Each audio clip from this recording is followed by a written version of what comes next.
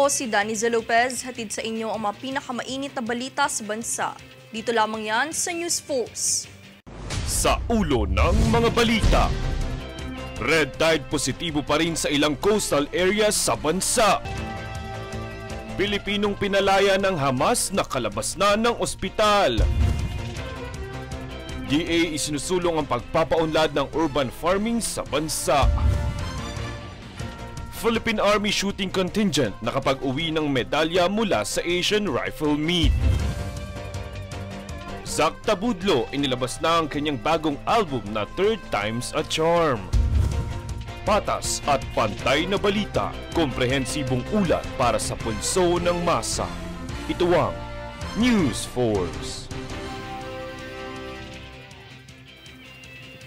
Para sa unang balita, umiiral pa rin sa 8 coastal areas ng Panay Island ang red tide, kung saan nagbabala ang Bureau of Fisheries and Aquatic Resources o BFAR sa pagkonsumo ng mga shellfish. Anila hindi paligtas kainin ng anumang uri ng shellfish at alamang kung saan naitala sa copies ang may pinakamaraming bilang ng mga lugar na nagpositibo sa red tide. Sa kabilang banda, sinabi naman ng BFAR na ligtas namang kainin ang mga isda, pusit at alimango basta't napanatiling sariwa at naugasang maigi bago lutuin.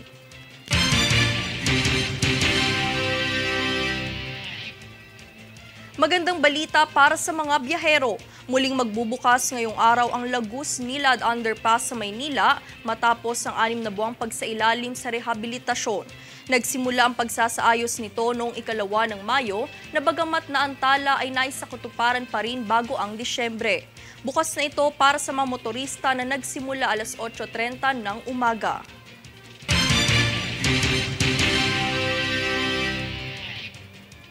Kamakailan lamang ay dinaluhan ni Department of Tourism o DOT Secretary Cristina Frasco ang selebrasyon ng 18th anibersaryo ng Go Negosyo sa Manila Polo Club. Itinatag ng kilalang Pilipinong negosyante na si Mr. Joey Concepcion III ang Go Negosyo na may mahabang kasaysayan na nagsusulong ng revolusyonaryo ng pag-iisip at diwa ng entrepreneurial sa buong Pilipinas. Ayon sa DOT, patunay ng dedikasyon ng ahensya at Go Negosyo tungo sa paglinang ng kultura ng entrepreneurship, innovation at resilience sa loob ng industriya ng turismo ang pagdalo ni Secretary Frasco sa nasabing kaganapan.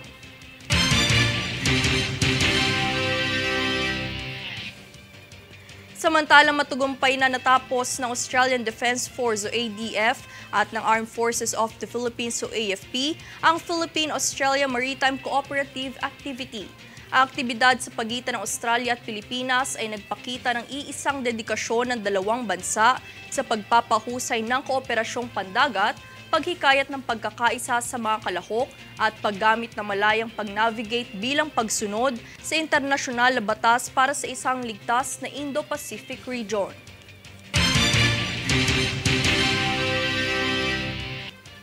Sa ibang panig ng bansa, sa kabila ng politikal na crisis na kinakaharap ng bansang Myanmar, matagumpay na napauwi ng Bureau of Immigration ang mga biktima ng trafficking noong 27 ng Nobyembre. Tungay ng balitang dala ni Jade Buhoy.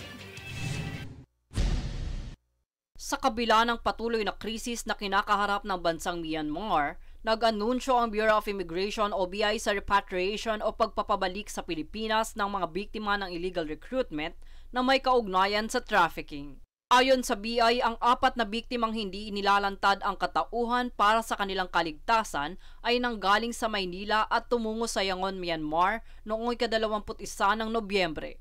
Base sa ulat, bigo ang mga itong magpakita ng visa sa OWA o Overseas Workers Welfare Administration noong sila'y magre-rehistro sa Laokai, Myanmar. Pahayag naman ni BI Commissioner Norman Tansinko na biktima ang mga ito sa pamamagitan ng Facebook post kung saan nagre-recruit sila ng customer service representative patungong Myanmar. Ngunit kalaunan ay napag-alamang ito'y bahagi ng online scam sa isang Chinese company, kung kaya't nananawagan siya sa mga nagnanais magtrabaho abroad na siguraduhing legal ang mga dokumento at lisensyado ang mga recruitment agencies bago tumuloy sa mga trabaho. Jade Buhoy, nag-uulat para sa One Media Network.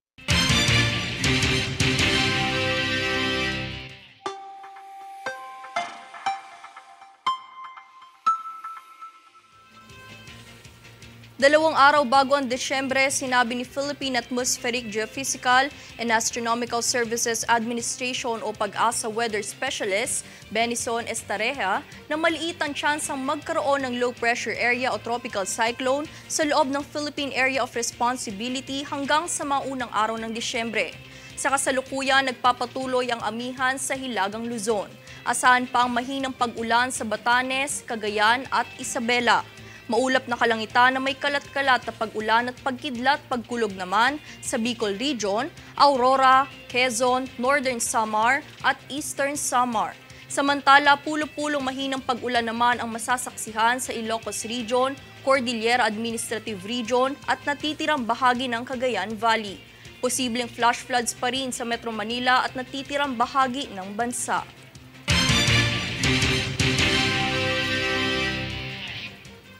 Susunod sa News Force.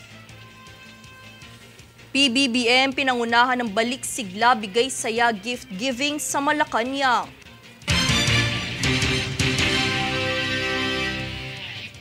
MMDA, isasagawa ang motorcycle strike force para sa maayos na daloy ng trapiko sa nalalapit na Kapaskuhan. Pilipinong pinalaya ng Hamas, nakalabas na ng ospital. Manatiling nakatutok para sa higit pang mabalita sa pagbabalik ng News Force.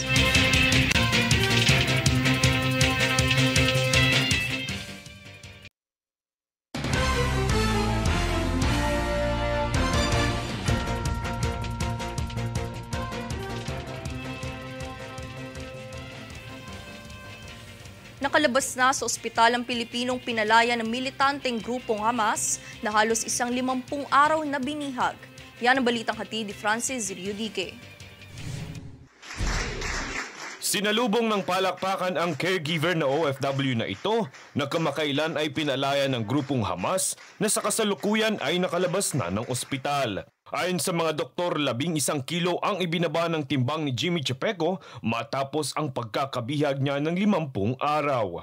Nakatakdang umuwi si Pacheco sa Pilipinas sa pangalawang linggo ng Disyembre. Ayon sa mga ulat, 58 mga hostages na ang pinalaya ng Hamas. Ito ay kapalit ng 117 binihag ng Israel na mga Palestinians. Nakatakda ang susunod na batch na pagpapalaya ng mga hostages sa huling araw ng ceasefire agreement ng magkabilang panig. Sa kasalukuyan, halos 200 pa ang bihag na hawak ng Hamas kung saan pinaniniwala ang kasama ang isa pang OFW na si Noraline Babadilla. Francis Riudique, nag-uulat para sa One Media Network.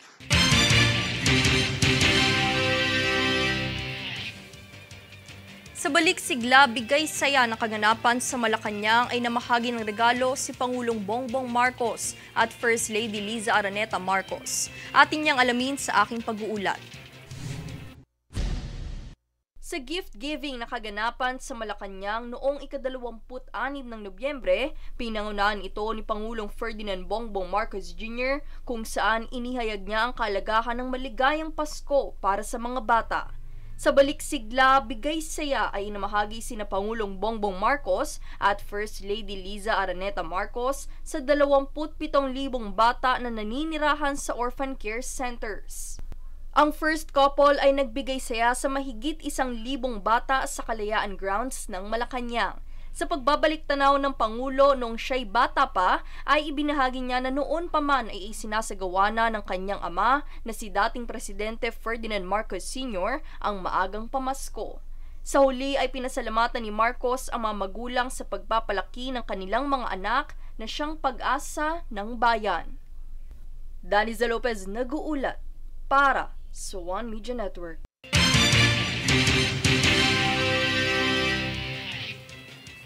Matapos sa ika-31 Asia-Pacific Parliamentary Forum sa bansa, inihayag ni Senate President Juan Miguel Zubiri ang mga nakatakdang kolaborasyon ng Pilipinas sa mga karatig na bansa. Kabilang narito ang Russia, kung saan ang mga cultural at educational exchanges ang pinagtutuunan upang mas mapalawig pa ang kaalaman sa agham, gaya ng nuclear energy at pagsasaliksik. Bukod pa riyan, suportado din ng bansang Thailand ang sektor ng ekonomiya at depensa bilang bahagi na napagkasunduan sa Parliamentary Exchange.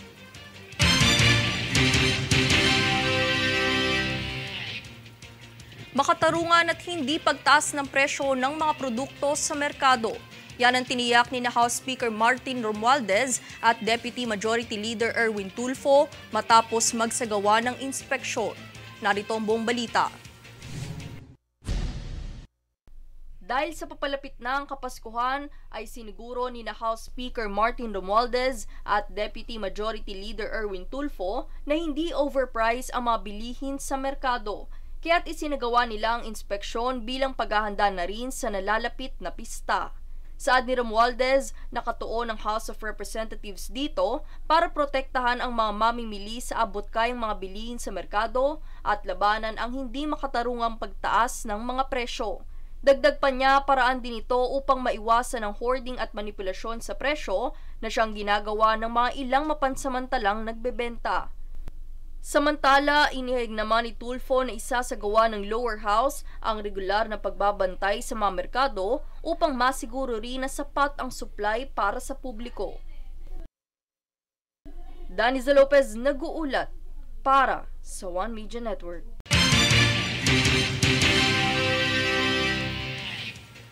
Nakatakdang magsagawa ng Motorcycle Strike Force ang Metropolitan Manila Development Authority o MMDA para sa clearing operations nito dahil sa nalalapit na Pasko. Layunin ng MMDA na hulihin ang mga iligal na pumaparada sa lansangan ng Metro Manila na siyang ginagamit bilang alternatibo na ruta. Naniniwala ang MMDA na mapapabilis ito ang operasyon para sa matiwasay na daloy ng trapiko.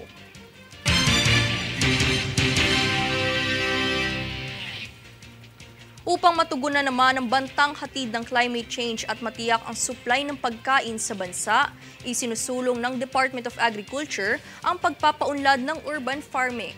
Ang buong balita sa ulat ni Francis Riudique. Binigyang diin ng Department of Agriculture sa pamamagitan ng sangay nito na Bureau of Plant and Industry na isa sa mga susi upang matugunan ang banta ng climate change ay ang pag-a-adapt ng urban farming. Ayon kay BPI Director Dr. Glenn Panganiban, isa ring itong solusyon upang masuportahan ang pagtitiyak ng sapat na supply ng pagkain sa bansa. Paglilinaw pa niya, hindi nito layong palitan ang pagsasaka sa mga kanayunan. We can produce to complement. I'm saying complement, hindi to replace. Kasi hindi ng criticism, baka daw ma-replace yung production system o yung demand for the rural production. Sang-ayon naman dito ang dating DA Secretary na si Dr. William Dar na isa pa sa mga masusolusyonan nito ay ang problema sa transportasyon ng mga produkto. You have problems of transporting these vegetables and fruits from faraway provinces, so it would be the best of arrangements if we develop vegetable and fruit growing areas around. Samantala, pagmamalaki ni Direktor Panganiban, marami na ang nakikiisa sa urban farming kung saan 80,000 individual na ang nakilahok at 4,000 sakahan ang nai-adapt na ito noong nakaraang linggo sa Quezon City. Francis Riudique, nag-uulat para sa One Media Network. Samantala, arestado ang isang dayuhang Chinese sa Ninoy Aquino International Airport matapos mapag-alamanan ng Bureau of Immigration na siya'y overstaying. Yan ang ating alamin mula kay Jade Buhoy. Sa Ninoy Aquino International Airport Terminal 3 kahapon, ika-27 ng Nobyembre, inaresto ng Bureau of Immigration o BI ang dayuhang Chinese matapos nitong magtangkang tumungo sa China noong linggo. Ang dayuhan ay kinilala bilang si Chao Jingjing, edad 31 taong gulang. Ayon sa impormasyon mula sa BI, noong ika-31 ng Enero, ipinag-utos na ng ahensya na lumisan na ito ng Pilipinas dahil siya'y overstaying at may pasong lisensya ng PAGCOR bilang ito'y nagtatrabaho sa isang online gaming company. Sa kasalukuyan, si Chao ay tutungo sa BI Warden Facility sa loob ng Camp Bagong Diwa habang hinihintay ang kanyang nalalapit na deportasyon. Jade Buhoy, nag-uulat para sa One Media Network.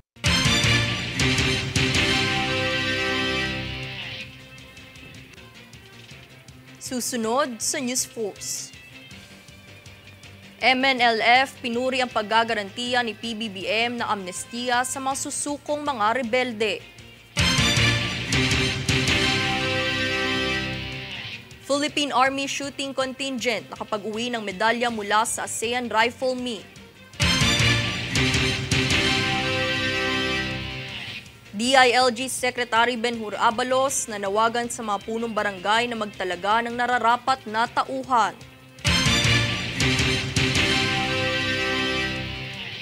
Manatiling nakatutok para sa higit pang mga balita sa pagbabalik ng News Force.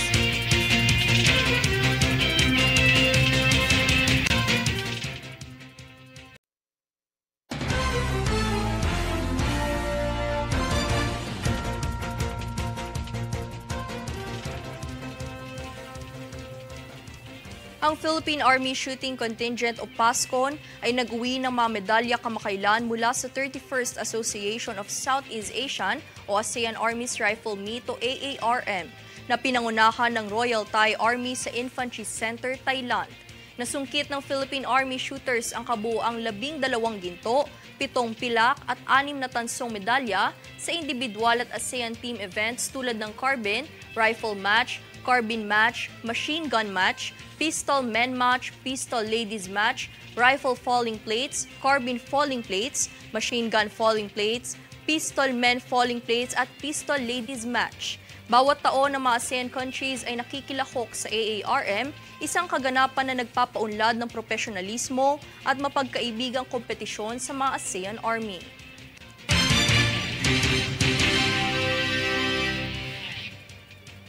Pinuri ng Moro National Liberation Front o MNLF ang kamakailang inisyong proklamasyon ni Pangulong Ferdinand Bongbong Marcos Jr. na nagagarantiya ng amnestiya sa mga susukong rebelde. Ayon sa pahayag ng Deputy Speaker ng MNLF, Ustaz Abdul Karim Tan Miswari, ang Proclamation No. 406 ay makabuluhang hakbang upang mapanindigan ang layunin ng administrasyon tungo sa kapayapaan sa pamamagitan ng pagkakaisa. Anya ang hakbang na ito ay pagpapakita ng Pangulo ng kanyang kagustuhan na hilumin ang mga hidwaan sa nakaraan.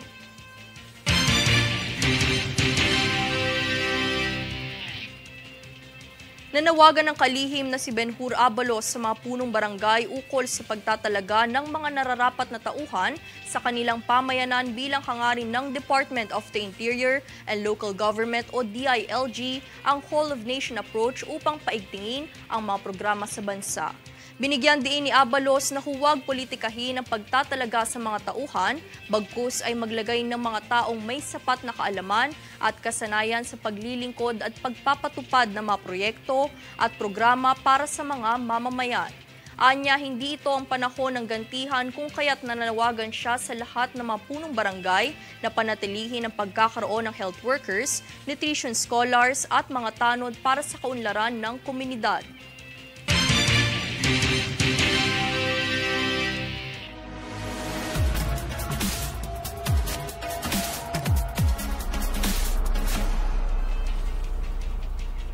Inilabas na ng OPM hitmaker na si Zach Tabudlo ang kanyang pinakabagong album na pinamagatang Third Times a Chart, na mayroong 17 track kasama ang mga naunang inilabas na chart toppers tulad ng Gusto na nagtatampok din kay Al James. Nitong mga nagdaang linggo, ang singer ay naglibot sa North America, kabilang isang sold-out stop sa Los Angeles kung saan pinuno ng kanyang mga tagahanga ang Saban Theater.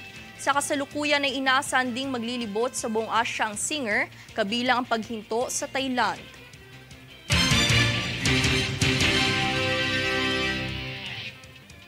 At narito ang recap ng mga nagbabagang balita ngayon. Sa ulo ng mga balita, red tide positibo pa rin sa ilang coastal areas sa bansa. Pilipinong pinalaya ng Hamas na kalabas na ng ospital. DA isinusulong ang pagpapaunlad ng urban farming sa bansa. Philippine Army Shooting Contingent nakapag-uwi ng medalya mula sa Asian Rifle Meet. Zach Tabudlo inilabas na ang kanyang bagong album na Third Times a Charm. Patas at pantay na balita, komprehensibong ulat para sa pulso ng masa. Ito ang News Force. At yan ang pinakamainit na mga balita ngayong araw. Manatiling nakatutok sa aming mga ulat at updates sa aming Facebook page, facebook.com/OneMediaNetwork. Ako si Daniza Lopez at ito ang News Force.